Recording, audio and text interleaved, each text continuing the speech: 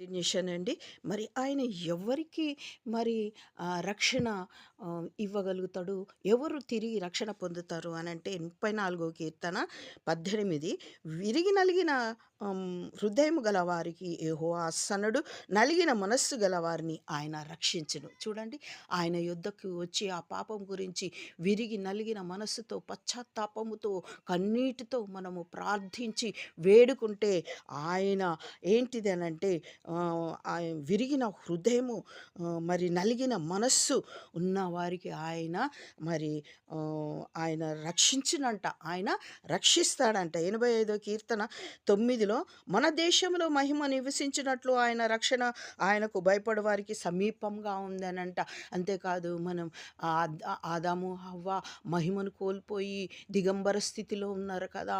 అటువంటి దిగంబర స్థితిలో మనం ఉన్నట్లయితే, మహిమను పోగొట్టుకున్నటువంటి స్థితిలో మనము ఉన్నట్లయితే మనం ఏం చేయాలి అని అంటే, మన దేశంలో ఉన్న ప్రతి వారికి కూడా తిరిగి మహిమ వచ్చినట్లు మనము అందరము కూడా దేవుని సన్నిధిలో, దేశమంతయు ఆయన సన్నిధిలో భయము భక్తి కలిగి ఉంటే తిరిగి మన దేశానికి ఆయన మహిమ ఇవ్వగల శక్తిమంతుడై ఉన్నాడు. మనల్ని తిరిగి రక్షణలోనికి నడిపించే శక్తిమంతుడై ఉన్నాడు. దేవునికి స్తోత్రం. రక్షించిన తర్వాత మనం ఏం చేయాలి? దేవుడు మనల్ని తిరిగి రక్షించిన తర్వాత మనం ఏం చేయాలంటే, ఒకటి ప్రార్థన కీర్తన పాడాలి. జీవితకాలం అంతా దేవుని మందిరంలో నిలవాలి. జనుల్లో, సమాజంలో ఆయన క్రియలను సువార్తను మనము ప్రకటించువారమై ఉన్నాము. దేవునికి స్తోత్రం. హల్లెలూయా. కీర్తనలు 104:33లో కీర్తనలు 104:33లో ఏంటిది అనంటే, నా జీవిత కాలమంతయు నేను యెహోవాకు కీర్తన పాడేదను, నేనున్నంత కాలము నా దేవుణ్ణి కీర్తించేదను అంటున్నాడు.